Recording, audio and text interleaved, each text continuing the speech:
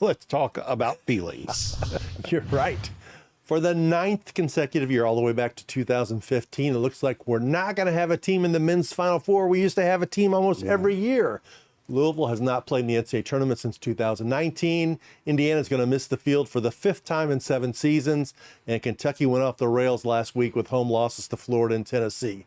Louisville fans are angry.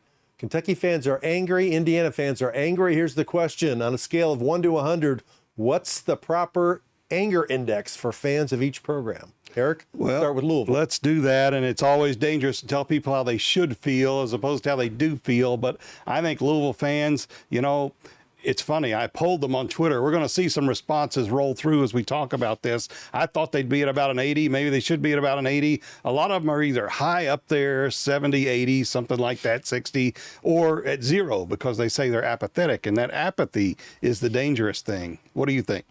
I put it at 60 for me, is what it should be, because we just saw them play their best game of the year against Florida State.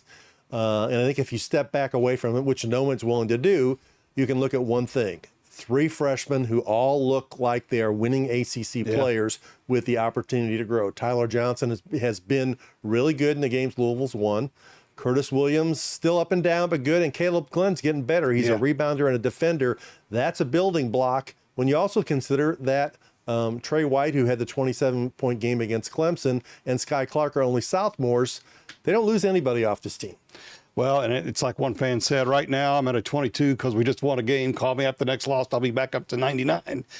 Kentucky, I've got them at 75. There's a lot of frustration with John Calipari. This number maybe should be higher. I only put it at 75 because they will get DJ Wagner back. And with him, they've been a top 10 team. They got some issues to work out, but they still have a talent to make a run. Yeah, I put Kentucky at 90, and that's because of the built-up frustration over the talent they've had over the recent years.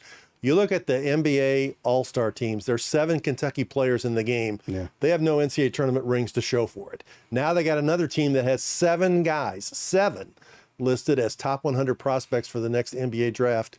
They're looking up at Alabama, Auburn, South Carolina, and Tennessee in the SEC standings. Something's not right. Yeah, that's right. They need to fix something. And fans' patience with Calipari is very low. Let's go to Indiana, where we both think there's a lot of frustration going on. I think because, while maybe with who he lost after last season, people didn't expect quite the same year. I don't think they expected to miss the NCAA tournament.